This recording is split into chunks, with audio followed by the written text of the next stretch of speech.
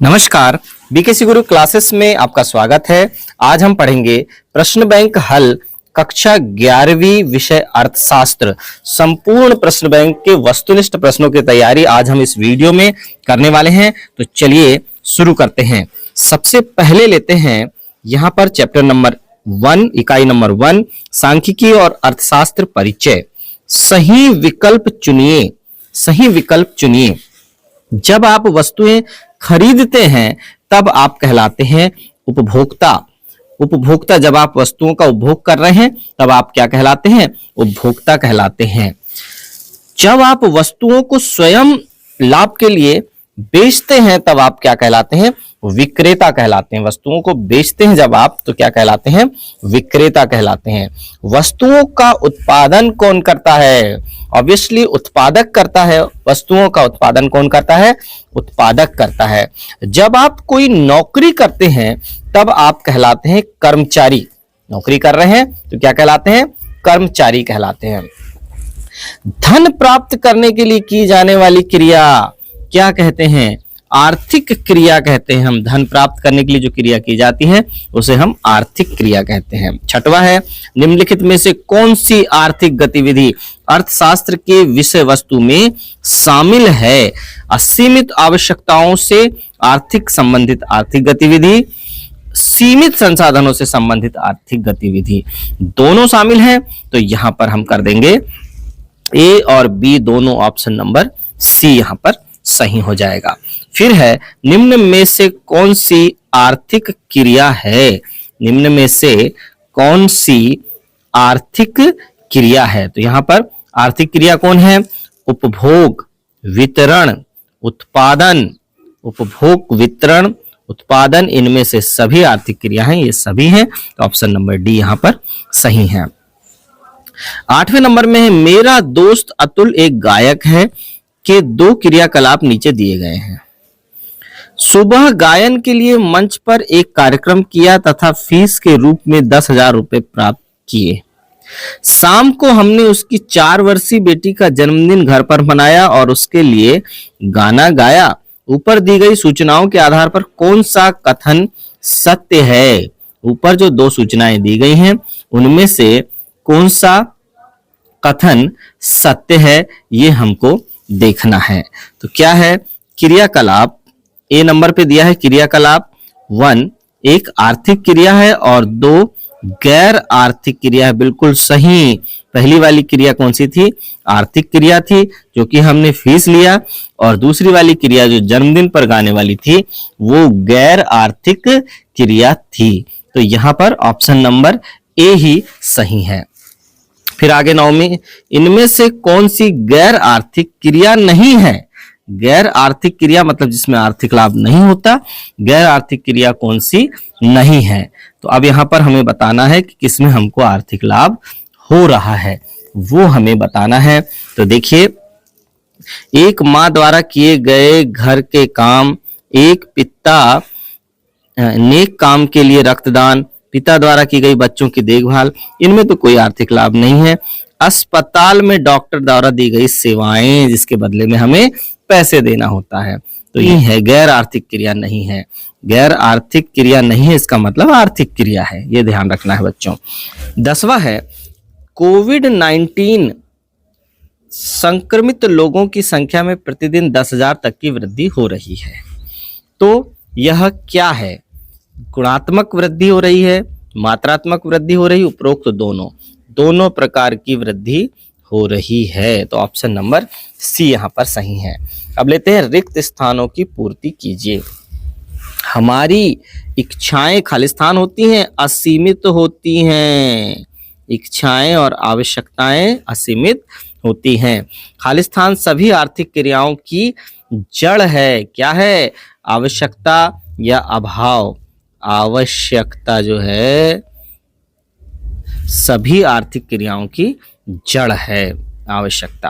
उत्पादकों के पास जो संसाधन होते हैं वह भी खालिस्तान होते हैं, सीमित होते हैं। उत्पादकों के पास के संसाधन भी सीमित होते हैं। संसाधन खालिस्तान प्रयोग वाले होते हैं। संसाधन वैकल्पिक प्रयोग वाले होते हैं, वैकल्पिक प्रयोग वाले होते हैं। उत्पादन, उपभोग, वितरण, खालिस्तान क्रियाकलाप हैं। ये सभी क्या हैं? आर्थिक क्रियाकलाप हैं। ये आर्थिक क्रियाकलाप हैं। सांख्यिकी नीति निर्माण में खालिस्तान है। सांख्यिकी नीति निर्माण में क्या है? सहायक है। सांख्यिकी नीति निर्माण में सहायक है। सही अथवा गलत बताइए। तो देखिए यहां पर हम सही गलत चुनते हैं। उपभोक्ता निश्चित आय और कीमत के आधार पर वस्तुएं खरीदता है। ये सही है, हमें अब बताना है। तो ये यहाँ पर ये सही या गलत बताना है ना, इसलिए हम सही है। जबकि परीक्षा में सत्य या असत्य आता है तो वहां पर आप सत्य लिखेंगे। उत्पादक बाजार के लिए उत्पादन करता है। दूसरा, यह भी सही है। फिर देखिए तीसरा, मजदूरी, ब्याज, लाभ को वितरित करना वितरण है। मजदूरी को, ब्याज को, लाभ को वितरित करना क्या वितरण है? बिल्कुल, यह भी सही है। फिर आगे है, आर्थिक क्रियाएं आम जीवन के कारोबार को प्रभावित करती हैं। यह भी सही है। फिर आगे, चुनाव की समस्या का अर्थशास्त्र में अध्ययन नहीं किया जाता है। ये गलत है, किया जाता है। सांख्यिकी केवल गुणात्मक आंकड़ों से सरोकार होती है। केवल गुणात्मक आंकड़ों से सरोकार होती है, यह कहना गलत होगा। सांख्यिकी के निष्कर्ष औसत रूप से सत्य होते हैं। बिल्कुल सही। सांख्यिकी आर्थिक समस्याओं के विश्लेषण में सहायक होती है। यह भी सही है। चलिए आगे है, सही जोड़ी बनाइए। सही जोड़ी बनाना है हमें। तो सबसे पहले है, आवश्यकताएं कैसी होती हैं? असीमित होती हैं। फिर है, संतुष्टि के साधन, संतुष्टि के साधन तो सीमित होते हैं। फिर साधनों के प्रयोग, साधनों के प्रयोग अभाव के कारण, साधनों के प्रयोग से संबंधित है, अभाव के कारण। चयन की समस्या का जन्म, चयन की समस्या का जन्म वैकल्पिक होता है। फिर आगे देखिए, आम जीवन के कारण आर्थिक क्रिया। फिर आगे है, एक शब्द या वाक्य में हमें उत्तर देना है। आर्थिक तथ्यों को क्या कहते हैं? आर्थिक तथ्यों को हम कहते हैं आंकड़े। आर्थिक तथ्यों को क्या कहते हैं? आंकड़े। फिर अर्थशास्त्र में उपायों को किस रूप में जाना जाता है? उपायों को नीतियों के रूप में जाना जाता है, नीतियों के रूप में। अर्थशास्त्र में अधिकतर आंकड़े कैसे होते हैं? अधिकतम आंकड़े मात्रात्मक होते हैं। ऋणात्मक आंकड़ों के अतिरिक्त अर्थशास्त्र में कैसे आंकड़ों का भी प्रयोग किया जाता है? गुणात्मक आंकड़ों का भी प्रयोग किया जाता है, गुणात्मक आंकड़ों का। सांख्यिकी क्या करती है? तो सांख्यिकी क्या करती है? कोई सा भी एक कारण, जैसे सांख्यिकी संख्यात्मक माप आंकड़ों के संक्षिप्तीकरण में सहायता करते हैं। तो अब यहाँ पर देखिए सांख्यिकी क्या करती है? संख्यात्मक माप आंकड़ों के संक्षिप्तीकरण में सहायता करती हैं। आर्थिक नीति निर्माण करती है। क्या करती है? आर्थिक नीति निर्माण करती है। और भी बहुत सारे उपयोग हैं सांख्यिकी के। चलिए अब लेते हैं चैप्टर नंबर 2, आंकड़ों का संग्रह, संगठन एवं प्रस्तुतिकरण। सही विकल्प चुनिए। निम्नलिखित में से खंडित विविक्त चर है। खंडित विविक्त चर कौन है? देखिए, ऊंचाई, छात्रों की संख्या, वजन, इनमें से कोई नहीं। तो छात्रों की संख्या, ऑप्शन नंबर बी यहाँ पर सही है। फिर देखिए, निम्न श्रृंखला 10 से 14, 15 से 19, 20 से 24, 25 से 29 है। यह एक किस तरह की श्रृंखला है? समावेशी श्रृंखला है। ऑप्शन नंबर बी यहाँ पर सही है। तीसरा है, वह सर्वेक्षण जिसके अंतर्गत जनसंख्या के सभी तत्व शामिल होते हैं। जनसंख्या के सभी तत्व शामिल होते हैं, वह क्या है? जनगणना है, जिसमें जनसंख्या के सभी तत्वों को शामिल किया जाता है। सारणी के मुख्य अंग हैं शीर्षक, शीर्ष टिप्पणी, सारणी संख्या, इनमें से सभी, ये सभी हैं। फिर आयात चित्र है, आयत चित्र है, वो आयात लिखा है, आयत चित्र है। क्या होता है आयत चित्र? तो देखिए, एक विमीय आरेख, द्विविमीय आरेख, अहुविमीय आरेख या बहुविमीय लिखा है वो त्रिविमीय आरेख। तो देखिए यहाँ पर आयत चित्र क्या होता है? द्विविमीय आरेख होता है। देखिए इस तरह से होते हैं आयत चित्र, जो कि हम द्विविमीय बनाते हैं। तो ये क्या है? ये द्विविमीय आरेख है। माध्यिका की गणना की जा सकती है। माध्यिका की गणना हम कैसे कर सकते हैं? आयत चित्र से, आवृत्ति बहुभुज से, आवृत्ति वक्र से या उजायु वक्र से। तो हम किससे कर सकते हैं? उजायु वक्र से करते हैं। ऑप्शन नंबर डी यहाँ पर सही है। फिर है सामाजिक आर्थिक सर्वेक्षण का आयोजन करता है, कौन करता है? एनएसएसओ, एनएसएसओ करता है। ऑप्शन नंबर ए यहाँ पर सही है। एक श्रेष्ठ प्रश्नावली के गुण हैं, क्या है? प्रश्नों की सीमित संख्या, सरलता, प्रश्नों का उचित क्रम, इनमें से सभी हैं। प्रश्नावली का प्रयोग किया जाता है। प्रश्नावली का प्रयोग कहाँ किया जाता है? देखिए, चित्र बनाने में, लॉरेंज बनाने में, चित्र बनाने में और लॉरेंज बनाने में, सर्वेक्षण में किया जाता है। प्रश्नावली का प्रयोग कहाँ किया जाता है? सर्वेक्षण में किया जाता है। आगे है बच्चों, रिक्त स्थानों की पूर्ति कीजिए। सबसे पहले नंबर पर है, समग्र के एक छोटे से भाग को खालिस्तान कहते हैं। समग्र के एक छोटे से भाग को क्या कहते हैं? निर्देश। तो निर्देश कहते हैं या प्रतिदर्श भी कहते हैं, प्रतिदर्श भी कहते हैं। फिर आगे, एक वर्ग की उच्च सीमा तथा निम्न सीमा का अंतर खालिस्तान कहलाता है। वर्ग अंतराल, उच्च सीमा और निम्न सीमा का अंतर वर्ग अंतराल कहलाता है। स्थान के आधार पर आंकड़ों का वर्गीकरण खालिस्तान वर्गीकरण कहलाता है। स्थानिक वर्गीकरण कहलाता है, स्थानिक वर्गीकरण कहलाता है। गणनाकार द्वारा एकत्रित आंकड़े खालिस्तान कहलाते हैं, प्राथमिक आंकड़े कहलाते हैं। गणनाकार द्वारा एकत्रित आंकड़े प्राथमिक आंकड़े कहलाते हैं। फिर आगे देखिए, खालिस्तान विधि द्वारा समग्र की एक प्रत्येक इकाई का अध्ययन किया जाता है।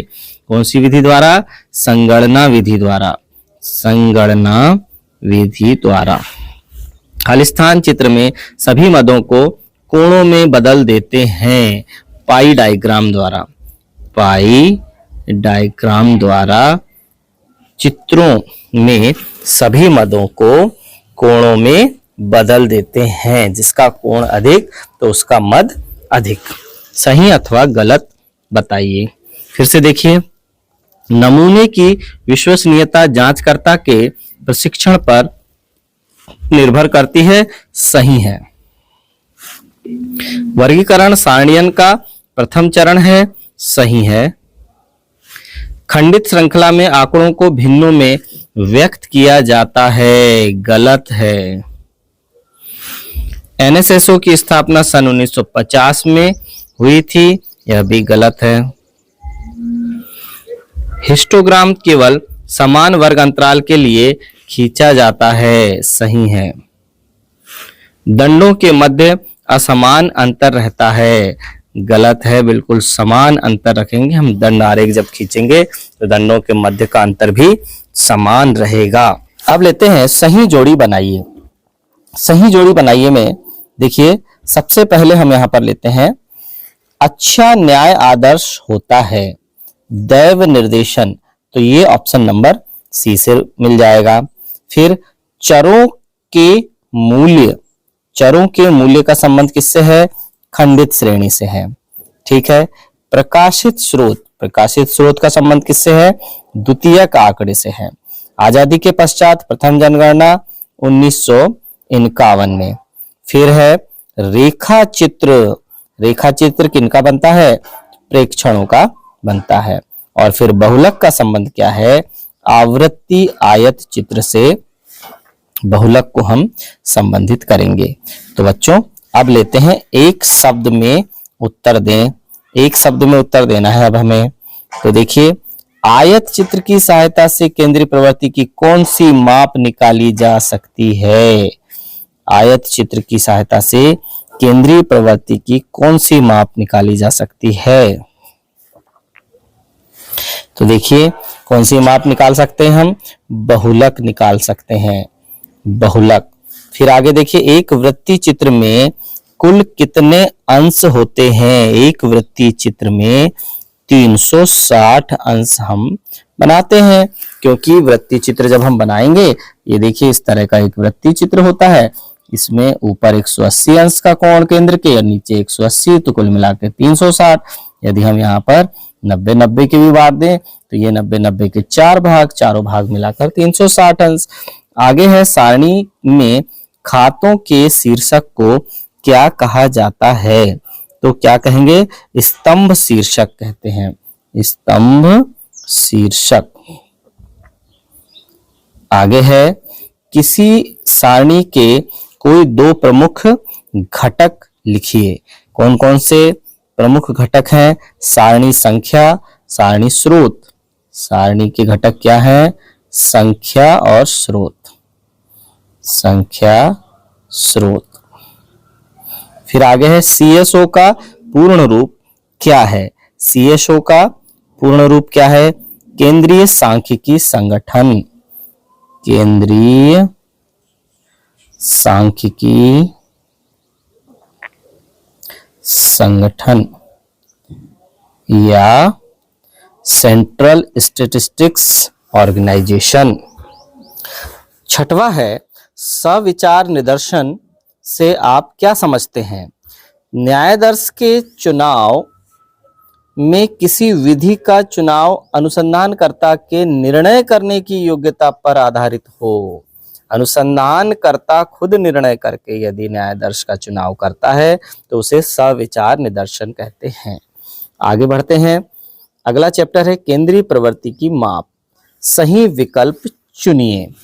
तो सबसे पहला प्रश्न है यहाँ पर, समांतर माध्य मदों के विचलन का योग सदैव बराबर होता है। किसके बराबर होता है? शून्य के बराबर होता है। शतमक वितरण को बांटता है, 100 बराबर भागों में बांटता है, इसलिए तो नाम है ना शतमक। फिर तीसरा है, यदि एक विनिर्माता यह जानता है कि बाजार में किस रंग के कपड़े की मांग अधिक है, इस हेतु सर्वाधिक उपयुक्त माप है। क्या है? बहुलक से उसे पता चलेगा कि सर्वाधिक किस आंकड़े को पसंद किया जा रहा है।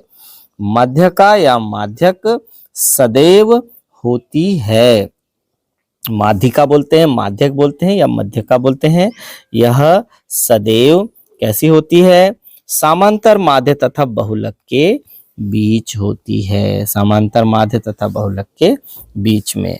एक अच्छे औसत के गुण हैं। एक अच्छे औसत के गुण कौन से हैं? सरलता, स्पष्ट एवं स्थिर परिभाषा, निरपेक्ष संख्या, इनमें सभी होते हैं। फिर आगे है, केंद्रीय प्रवृत्ति की माप में सबसे अधिक प्रयोग होता है। केंद्रीय प्रवृत्ति की माप में सबसे ज्यादा प्रयोग कौन होता है? समांतर माध्य होता है। दिए गए चर मूलतः का औसत कहा जाता है। दिए गए चर मूलतः का औसत किसे कहा जाता है? माध्य को ही तो कहते हैं हम औसत। फिर कौन सा माध्य चरम मूल्यों से प्रभावित होता है? चरम मूल्यों से कौन सा माध्य प्रभावित होता है? ये भी समांतर माध्य होता है। माध्यिका तथा समांतर माध्य का मान ज्ञात करने पर बहुलक का परिकलन निम्न सूत्र द्वारा किया जा सकता है। किस सूत्र द्वारा करते हैं? बहुलक बराबर 3 माध्यक ऋण 2 माध्य से हम इसका परिकलन करते हैं। तो कौन सा आ जाएगा बच्चों यहाँ पर? यहाँ पर आ जाएगा बहुलक z बराबर 3 माध्यक ऋण 2 माध्य से हम बहुलक का परिकलन करते हैं।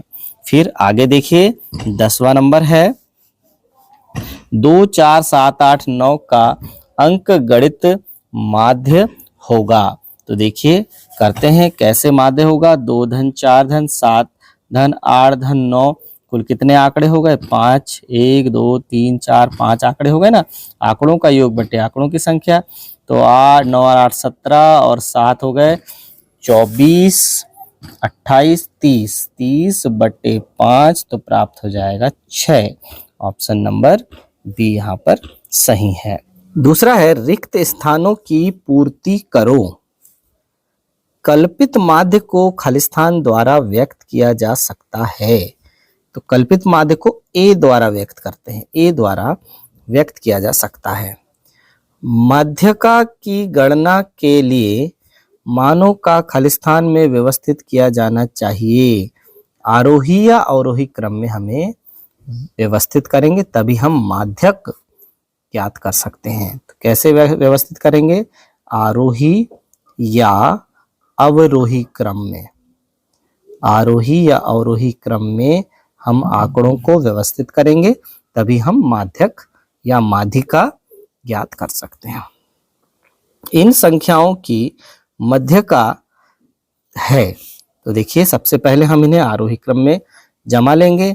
4, 6, 7, 10, 12 आरोही क्रम में है ये पहले से। अब इसका हमें मध्य ज्ञात करना है तो इधर के 2 पद इधर के 2 पद छूट जाएंगे, ये हो जाएगा 7।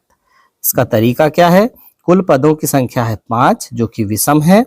तो n धन 1 बटे 2 वा पद विषम के लिए तो 5 और 1 6, 6 बटे 2 यानी 3वां पद, 3वां पद माध्यक है। ये देखिए 3वां पद 7 जो है वो माध्यक है। खालिस्तान केंद्रीय प्रवृत्ति की सरलतम एवं सामान्य माप है।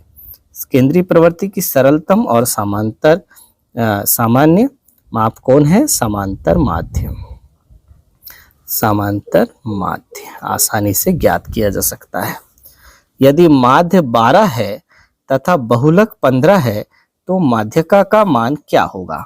तो हमने आपको बताया था कि एक सूत्र बहुलक बराबर 3 माध्यक ऋण 2 माध्य। तो इससे हम कैसे ज्ञात कर लेंगे, बहुलक बराबर 3 माध्यक ऋण 2 माध्य। तो हमें क्या क्या दिया हुआ है, माध्य का मान दिया हुआ है 12, तो 12 दूनी हो गया 24 और बहुलक का मान दिया है 15। तो क्या हो जाएगा 15 और ऋण 2 माध्य इस तरफ आ जाएगा तो धन 24 बराबर 3 माध्यक। तो कितना हो जाएगा यहाँ पर देखिए, ये 9, 3, 39, 3 माध्यक का मान, तो माध्यक का मान कितना हो जाएगा 39 बटे 3 मतलब 13। तो यहाँ पर आ जाएगा 13।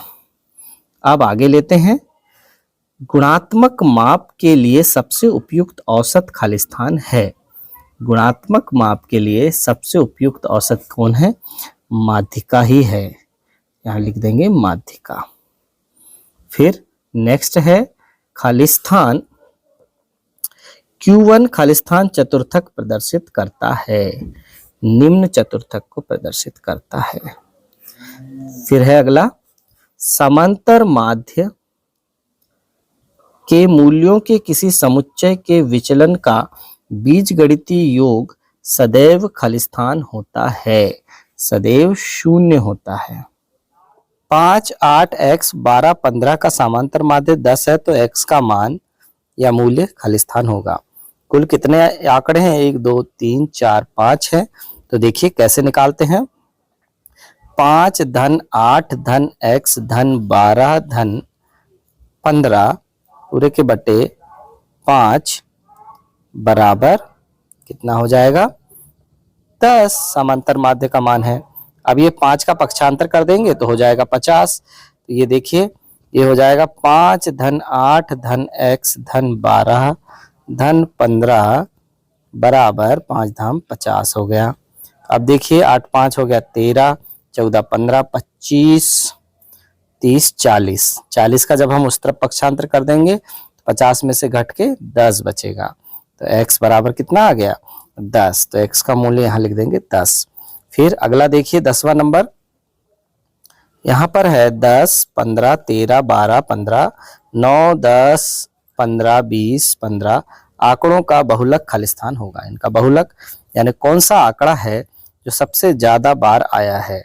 तो देखिए 15 1 2 3 4 बार आया है।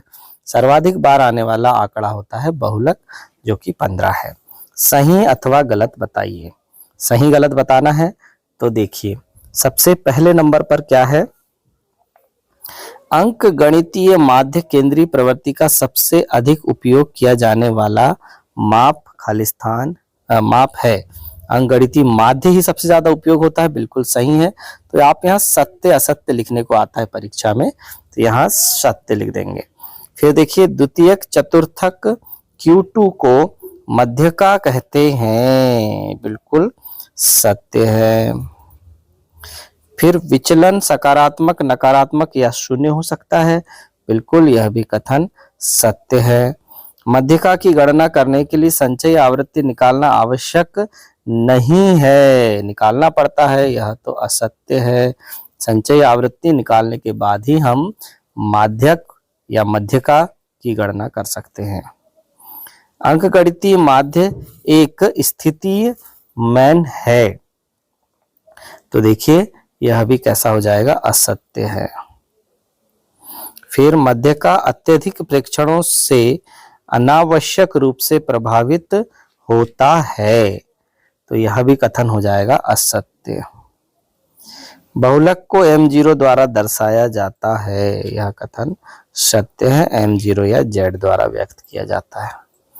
Q3 को सतत श्रेणी में 3n/4 द्वारा निकाला जाता है, यह सत्य है।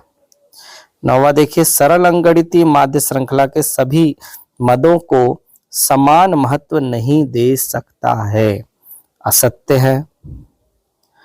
फिर n+1/100 शतमक की गणना के लिए उपयोग किया जाता है, सत्य है यह भी।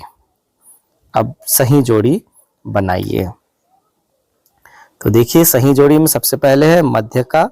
मध्यका का संबंध किससे है, तो देखिए मध्यका का संबंध हो जाएगा माध्यक वर्ग की निम्न सीमा L1 plus n/2 CF minus n/2 minus CF upon F into H। ये है हमारा माध्यक या मध्यका का सूत्र। फिर समांतर माध्य का सूत्र क्या है, तो समांतर माध्य के सूत्र से मिला देंगे। ये देखिए sigma FM upon sigma F, ये समांतर माध्य का सूत्र हो गया। फिर तीसरा देखिए बहुलक का सूत्र। बहुलक का सूत्र है, ये देखिए L plus D1 upon D1 plus D2 into H, यह बहुलक का सूत्र हो गया। फिर उच्चतम आवृत्ति, उच्चतम आवृत्ति को मिला देंगे हम। सर्वाधिक आवृत्ति वाले को हम क्या कहते हैं, बहुलक कहते हैं। और भारित समांतर माध्य, भारित समांतर माध्य क्या है, sigma WX upon sigma W। और स्थितिक मान, स्थितिक मान किसको कहते हैं, मध्यका को कहते हैं। एक शब्द या वाक्य में उत्तर देना है। तो केंद्रीय प्रवृत्ति से आप क्या समझते हैं, किसी समंक श्रेणी में एक ऐसी संख्या जो संपूर्ण समंकों की विशेषताओं का ज्ञान कराती है, जो आंकड़ों का संक्षेपण किसी एकल मान में इस प्रकार करता है कि यह एकल मान संपूर्ण आंकड़ों का प्रतिनिधित्व करे, केंद्रीय प्रवृत्ति कहलाती है। संपूर्ण आंकड़ों के लिए एक ऐसा मान जो कि सभी का प्रतिनिधित्व करे, केंद्रीय प्रवृत्ति कहलाती है। केंद्रीय प्रवृत्ति की प्रमुख माप कौन कौन सी हैं, माध्य, माध्यक और बहुलक। इन प्रमुख मापों से हम केंद्रीय प्रवृत्ति का पता लगाते हैं। समांतर माध्य को परिभाषित कीजिए। समांतर माध्य किसी श्रेणी के सभी पदों के मूल्यों के योग को उनकी संख्या से भाग देने पर प्राप्त होता है, या हम कहते हैं प्रेक्षणों का योग बटे प्रेक्षणों की संख्या का मान समांतर माध्य कहलाता है। फिर 6, 7, 9, 11, 12 का समांतर माध्य क्या होगा? तो 6 धन 7 धन 9 धन 11 धन 12, 1 2 3 4 5 आंकड़े हैं तो बटे 5 कर देंगे। इसका जो मान आएगा वो समांतर माध्य होगा। देखिए 11 और 12 हो गया 23, 23 और 9 हो गया 42 और 32, 32 और 7 हो गया 39, 40, 45 बटे 5, 5 9 45, कितना आया समांतर माध्य? 9 आया। अब आगे लेते हैं, समांतर माध्य हमारा कितना आ गया बच्चों? 9 आ गया। इसके बाद चौथा है व्यक्तिगत श्रेणी में समांतर माध्य ज्ञात करने का सूत्र लिखिए। व्यक्तिगत श्रेणी में समांतर माध्य ज्ञात करने का सूत्र क्या है? तो समांतर माध्य ज्ञात करने का हम यहाँ पर सूत्र लिख देंगे, x बार बराबर सिग्मा x अपॉन n। फिर आगे है गुणात्मक आंकड़ों का वर्णन करने के लिए केंद्रीय प्रवृत्ति की कौन सी माप उपयोग में ली जाती है? किसका उपयोग किया जाता है? माध्यिका का उपयोग किया जाता है, यहाँ लिख देंगे माध्यिका। व्यक्ति श्रेणी में मध्यका की गणना का सूत्र लिखिए। व्यक्ति श्रेणी में मध्यका की गणना का सूत्र क्या है? तो देखिए m बराबर n+1 अपॉन 2 पद, ये है बच्चों। फिर आगे देखिए मध्यका का एक लाभ बताइए कि क्या लाभ है या कैसी होती है? स्पष्टता, सरलता, चरम मूल्यों के प्रभाव से मुक्त गुणात्मक तथ्यों के लिए उपयुक्त है ये। तो देखिए यह कैसी है? यह स्पष्ट होती है, सरल होती है, आप कुछ भी यहाँ से एक लिख देंगे। भूइष्ठक को परिभाषित कीजिए। भूइष्ठक क्या है? भूइष्ठक उस मूल्य को कहते हैं जो दिए गए समूहों में सबसे अधिक बार आता है। भूइष्ठक किसको बोलते हैं? उस मूल्य को कहते हैं जो दिए गए समूह में सबसे अधिक बार आता है। 9वां नंबर है यदि माध्य तथा माध्यिका का मूल्य 20 तथा 24 है तो बहुलक का मूल्य ज्ञात कीजिए। तो सूत्र हमारा कौन सा है? सबसे पहले हम सूत्र लिख देंगे, बहुलक बराबर 3 माध्यक ऋण 2 माध्य। बहुलक का क्या सूत्र है? 3 माध्यक ऋण 2 माध्य। तो बहुलक देखिए क्या हो जाएगा? 3 गुणा माध्यक का मान देखिए यहाँ पर कितना है? 24 है, ऋण 2 गुणा माध्य का मान कितना है? 20 है। तो देखिए यहाँ हो जाएगा 4 तिया 12 की 2 हासिल का 1, 3 दूनी 6 और 1 7, ये 72 हो गया, ऋण ये 40 हो गया। 72 में से 40 जाएगा तो 32 आ जाएगा बहुलक का मान। तो यहाँ पर बहुलक कितना आ जाएगा? 32 आ जाएगा। चलिए बच्चों अब बढ़ते हैं अगले चैप्टर की ओर। अगला चैप्टर है हमारा परिक्षेपण की माप। परिक्षेपण की माप, तो पहला प्रश्न है इसका, सही विकल्प चुनकर लिखिए। सही विकल्प चुनकर लिखिए। चरम मूल्यों से सर्वाधिक प्रभावित होने वाला अपकिरण का माप है। तो देखिए सर्वाधिक प्रभावित होने वाला अपकिरण का माप क्या है? विस्तार है। ऑप्शन नंबर ए सही है, विस्तार। दूसरा है अंतर चतुर्भुज परास के परिकलन में किस सूत्र का उपयोग किया जाता है?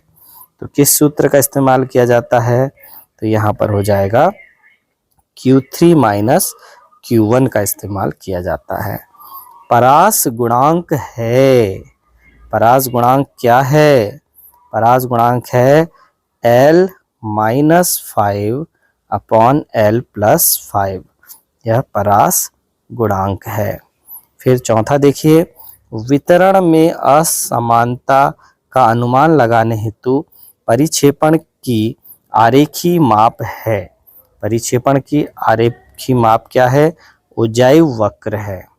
ऑप्शन नंबर ए सही है। परास का अर्थ है, पांचवा, परास का क्या अर्थ है? अधिकतम एवं न्यूनतम। क्या है परास का मतलब? अधिकतम एवं न्यूनतम प्रेक्षणों के बीच अंतर क्या कहलाता है?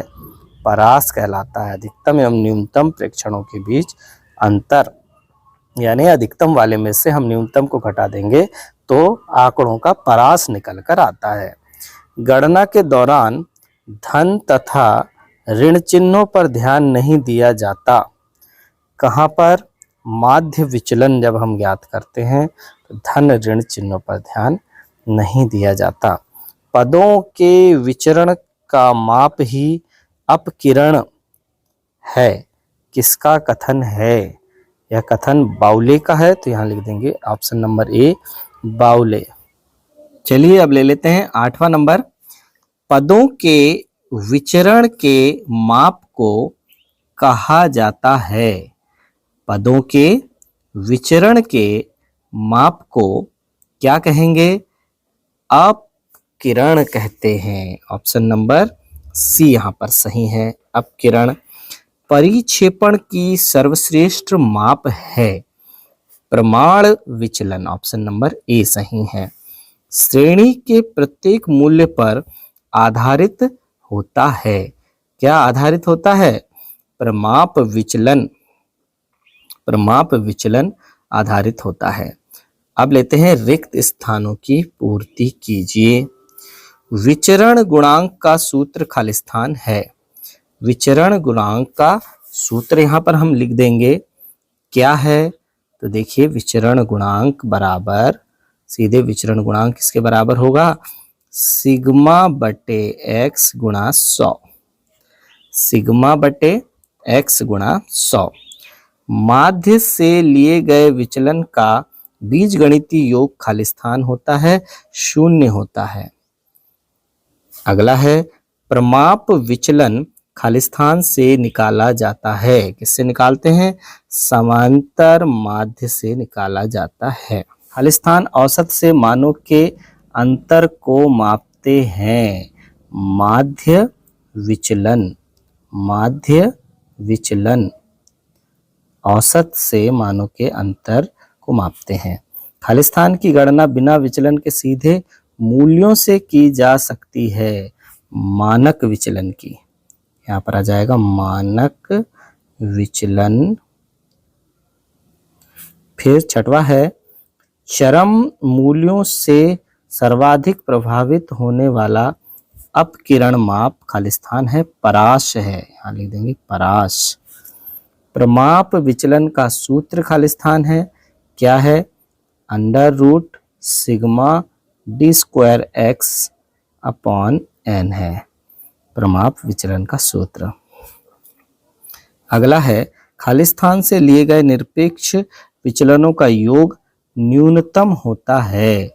माध्यिका से लिए गए निरपेक्ष विचलनों का योग 0 होता है।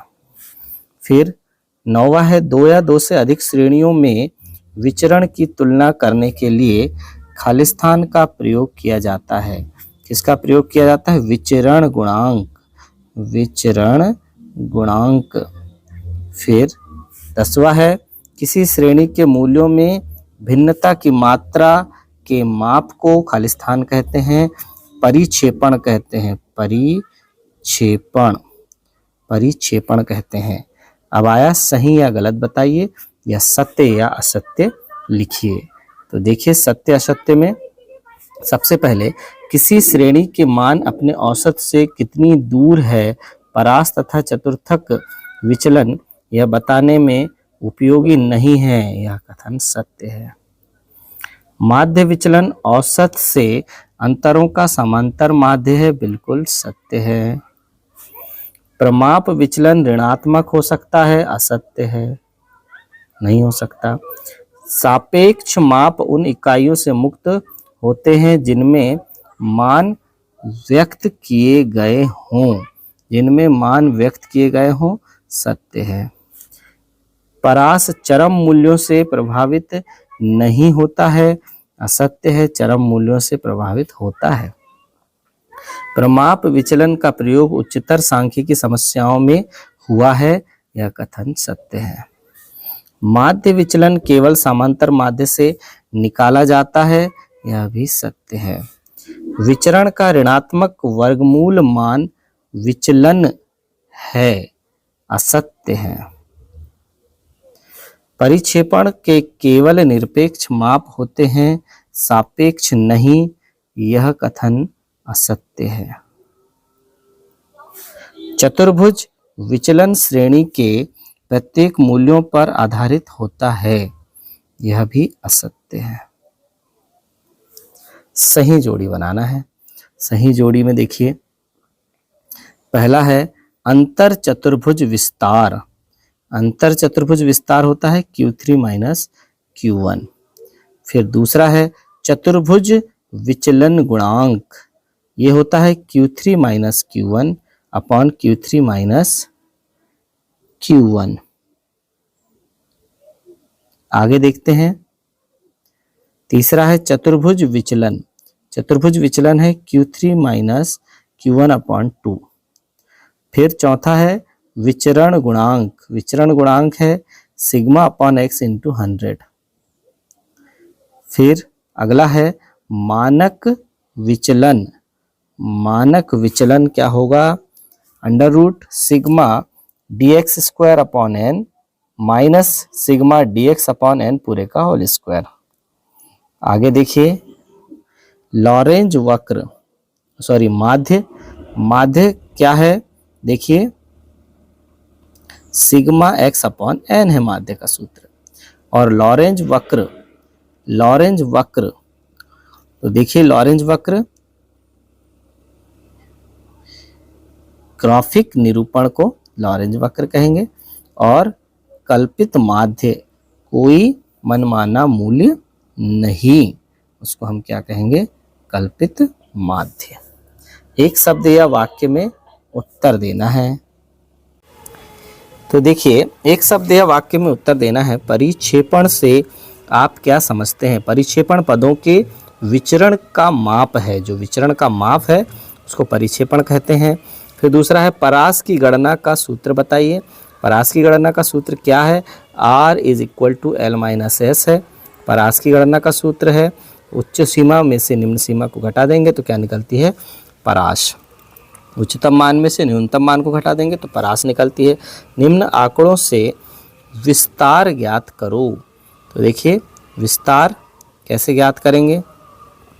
आंकड़े दिए गए हैं 58, 72, 35, 48, 63, 81। तो सबसे बड़ा कौन है? 81 है। सबसे छोटा कौन है? 35 है। तो इसका हम निकाल लेंगे मान, कितना आ जाएगा? देखिए, 11 में से 5 गए तो 6 और 7 में से 3 गए तो 4। इसका विस्तार कितना है? 4 है। 46 है। निम्न आंकड़ों से विस्तार गुणांक ज्ञात करें। अब विस्तार गुणांक देखिए हम ज्ञात करते हैं। यहाँ पर हमें आंकड़े दिए गए हैं, तो विस्तार गुणांक R का मान कैसे निकालते हैं? L minus S upon L plus S से निकालते हैं। तो देखिए, सबसे पहले उच्च सीमा कौन है? तो 72 है। इनमें सबसे उच्च सीमा कौन है? 72 है। निम्न सीमा कौन है? 24 है। फिर से उच्च सीमा कौन है? 72 है। फिर निम्न सीमा कौन है? 24 है। तो देखिए, घटाने पर हमें क्या प्राप्त हुआ? 48। जोड़ने पर क्या प्राप्त हुआ? 96। दोनों को काटेंगे तो 1/2, जिसे हम 0.5 भी लिख सकते हैं। आगे है समंकों, तो इसका उत्तर कितना आ जाएगा? 0.5। ये दोनों एक ही प्रश्न है, दोनों एक ही प्रश्न है। समंकों के अपकिरण में सबसे सरल कौन सी है? अपकिरण की सबसे सरल कौन सी है? तो देखिए, इसको हम क्या बोलेंगे? तो यहाँ आ जाएगा विस्तार। आगे देखते हैं, मानक विचलन को परिभाषित कीजिए। किसी श्रेणी के समांतर माध्य से निकाले गए उसके विभिन्न पदमूल्यों के वर्गों के माध्य का वर्गमूल इस श्रेणी का मानक विचलन कहलाता है। तो मानक विचलन को यहाँ परिभाषित कर देंगे। परिक्षेपण की निरपेक्ष मापों के नाम लिखिए। तो कौन कौन है? परास है, चतुर्भुज विचलन है, माध्य विचलन है, मानक विचलन है, ये सब क्या है? परिक्षेपण के निरपेक्ष माप हैं। परिक्षेपण की सापेक्ष माप से आप क्या समझते हैं? सापेक्ष माप उन इकाइयों से मुक्त होते हैं जिनमें मान व्यक्त किए गए हों, अतः इनकी तुलना विभिन्न इकाइयों में व्यक्त विभिन्न समूहों से की जा सकती है, क्योंकि ये इकाइयों से मुक्त होते हैं। माध्य विचलन से क्या अभिप्राय है? तो चलिए माध्य विचलन से अभिप्राय देखिए। श्रेणी से किसी भी माध्य से विभिन्न पदों के विचलनों का समांतर माध्य उस श्रेणी का माध्य विचलन कहलाता है। तो विचलनों का जब हम समांतर माध्य लेते हैं तब वो माध्य विचलन कहलाता है। पहले हम विचलन ज्ञात कर देंगे, समांतर माध्य से सभी पदों को घटाकर विचलन ज्ञात कर लेंगे और फिर उनका जो माध्य निकलेगा वो माध्य विचलन कहलाता है। फिर 12वां नंबर है, यदि Q1 बराबर 10, Q3 बराबर 40, तब चतुर्थक विचलन गुणांक क्या होगा? चतुर्थक विचलन गुणांक होगा Q3 minus Q1 upon Q3 plus Q1, चतुर्थक विचलन गुणांक होगा। अब लेते हैं नेक्स्ट चैप्टर। यहाँ पर देखिए इकाई नंबर 5 है, सही विकल्प चुनिए। सही विकल्प हमें यहाँ पर चुनना है। सहसंबंध गुणांक सदैव स्थित होता है। सहसंबंध गुणांक हमें पता है ऋण 1 से 1 के बीच स्थित होता है सहसंबंध गुणांक। दूसरा है, यदि RXY धनात्मक है तब X तथा Y चरों के मध्य संबंध होता है। जब Y बढ़ता है तब X भी बढ़ता है। Y बढ़ेगा तो X भी बढ़ेगा, तब हम कहेंगे RXY धनात्मक है। फिर यदि दो चरों के मध्य सहसंबंध शून्य है तो इसका तात्पर्य क्या है? इसका तात्पर्य है सहसंबंध की अनुपस्थिति। आधार वर्ष होता है। आधार वर्ष क्या होता है? तुलना या संदर्भ वर्ष, जिस वर्ष से हम तुलना करते हैं उसे हम आधार वर्ष कहते हैं। निर्वाह खर्च सूचकांक वगैरह निकालने में जिस वर्ष से हम तुलना करते हैं उसे हम आधार वर्ष कहते हैं। निम्न में से कौन सा माप किसी भी प्रकार के सहसंबंध को माप सकता है? किसी भी प्रकार के सहसंबंध को कार्ल पियर्सन का सहसंबंध गुणांक मापता है। किसी भी प्रकार के सहसंबंध को कौन माप सकता है? कार्ल पियर्सन का सहसंबंध गुणांक। फिर आगे देखते हैं, अगला नंबर बी, 6वां नंबर देखिए, अंतर कोटि विधि किसकी देन है? अंतर कोटि विधि स्पीयरमैन की देन है।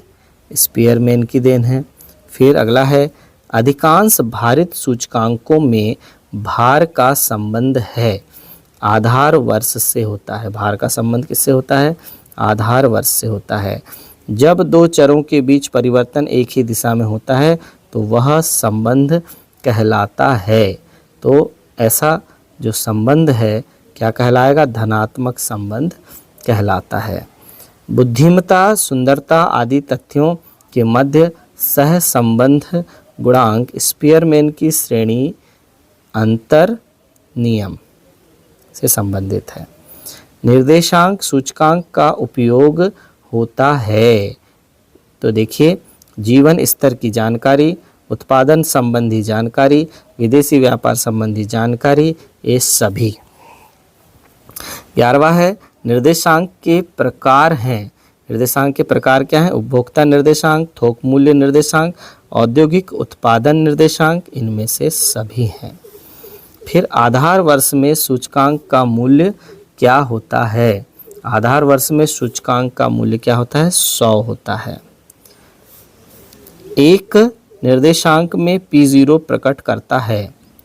एक निर्देशांक में P0 क्या प्रकट करता है? आधार वर्ष की कीमत को व्यक्त करता है। निर्देशांक का गुण है। निर्देशांक का गुण क्या है? तुलना का आधार, प्रतिशत का आधार, संख्या द्वारा प्रदर्शित, इनमें से सभी। किस सूत्र को सूचकांक निर्माण के लिए आदर्श माना जाता है? किस सूत्र को मानते हैं? फिशर सूत्र को मानते हैं। अब रिक्त स्थानों की पूर्ति करना है। खाली स्थान की आर्थिक बैरोमीटर के रूप में जाना जाता है। किसे? सूचकांक को, सूचकांक।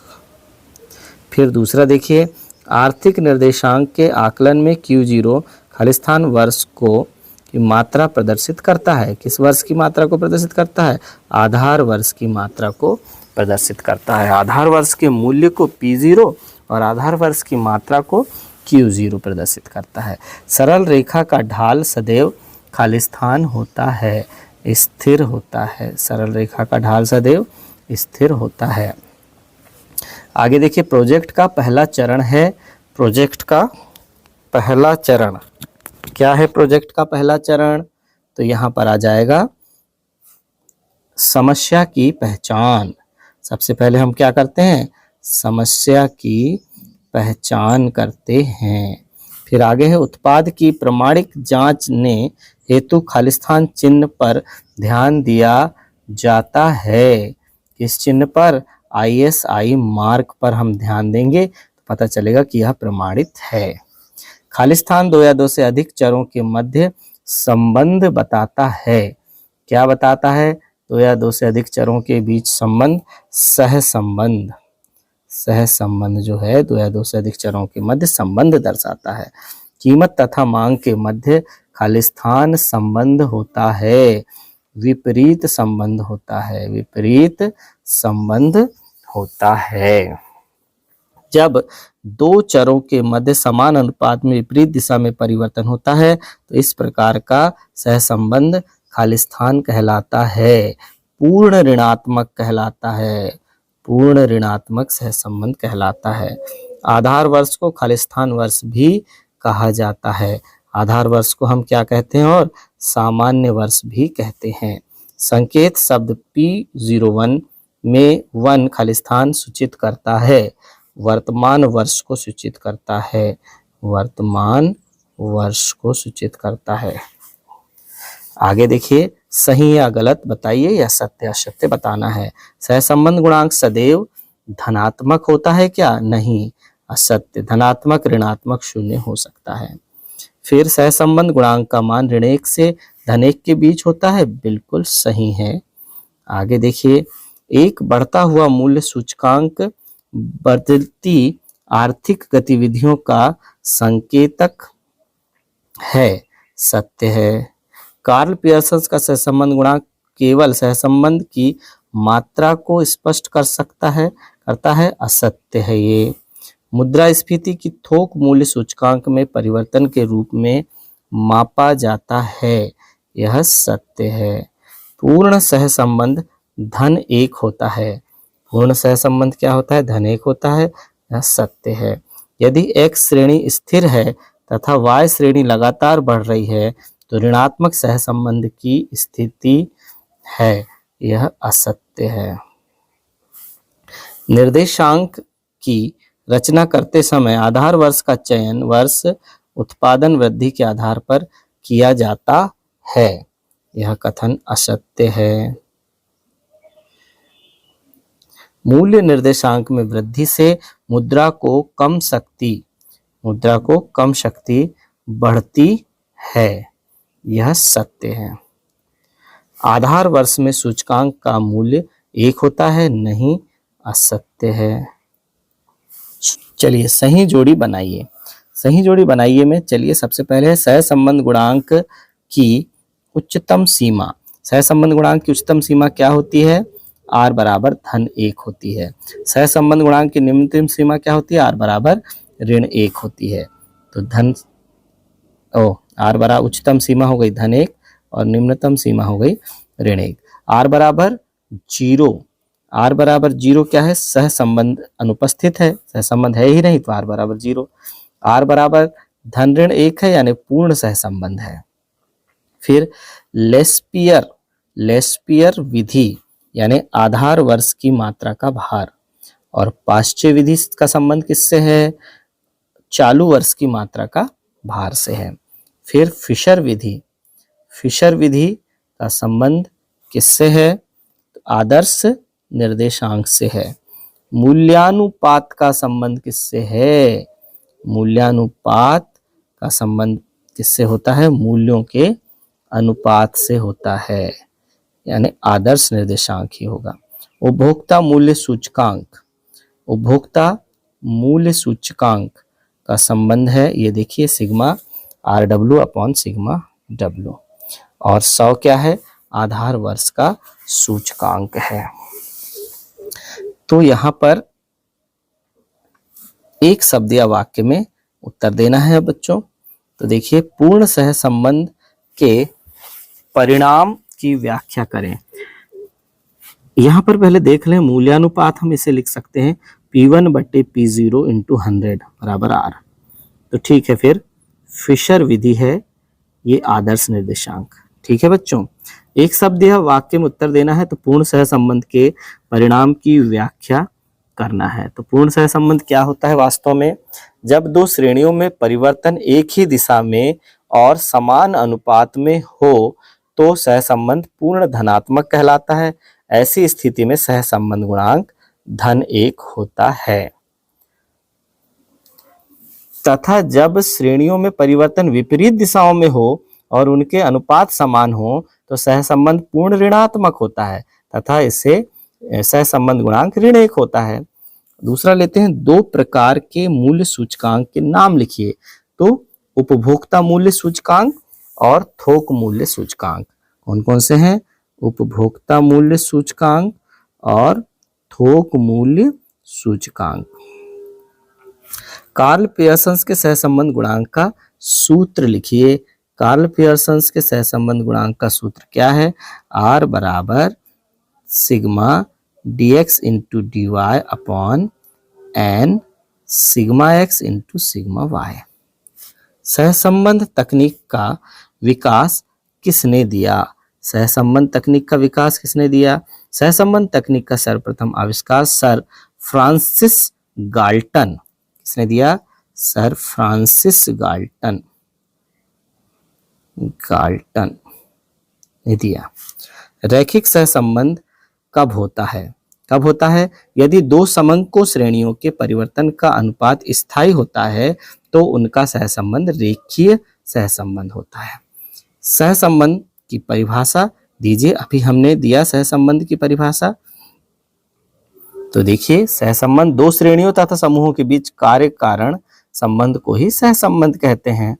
फिर अगला है, सहसंबंध मापने की विधियों के नाम बताइए। तो कार्ल पियर्सन सहसंबंध गुणांक, स्पीयरमैन का कोटि सहसंबंध गुणांक है ना, प्रकीर्ण आरेख के द्वारा भी मापा जाता है। फिर 8वां है, सूचकांक को परिभाषित कीजिए। निर्देशांक संबंधित चर मूल्यों के परिणाम में होने वाले अंतरों को मापने की पद्धतियां हैं। देखिए, अब सूचकांक क्या होता है वास्तव में, आधार वर्ष के मूल्यों से और मात्राओं की तुलना यदि हम किसी वर्तमान वर्ष से करते हैं तो हमें सूचकांक की प्राप्ति होती है।